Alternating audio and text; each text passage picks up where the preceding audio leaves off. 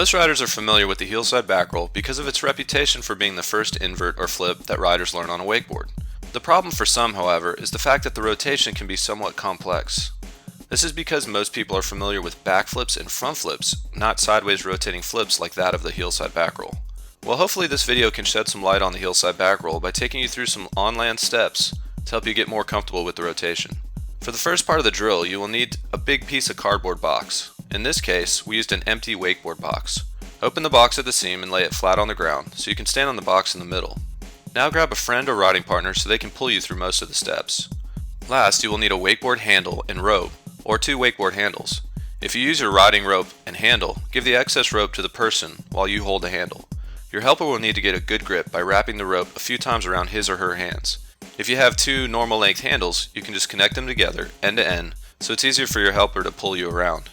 Okay, now that you have everything you need to start, let's go through the process step by step so you can easily execute the rotation properly.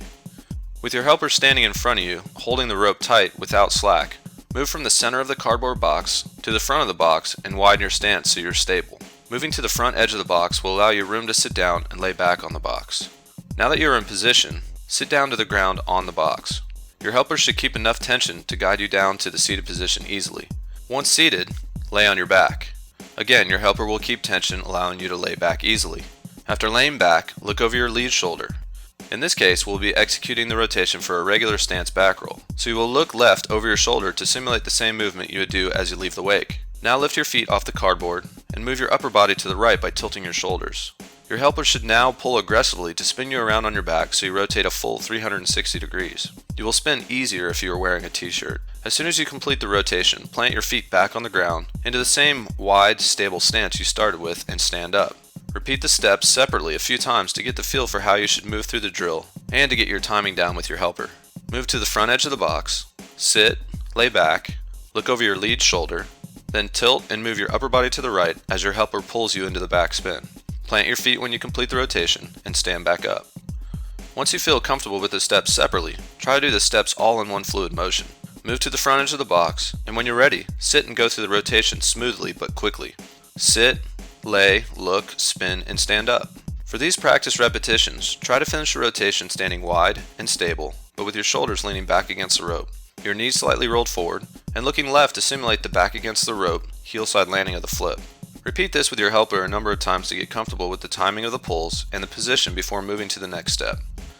Next, we move on to the trampoline to repeat the same drill. Stand a little forward of center of the trampoline to give yourself room to lay back into the rotation. Go through the steps smoothly just as you did on the cardboard box to feel the rope pull and rotation as your helper pulls you through the drill attempt. Make sure you look over your lead shoulder, look left as you finish, and stand up into the landing position during each repetition of the drill.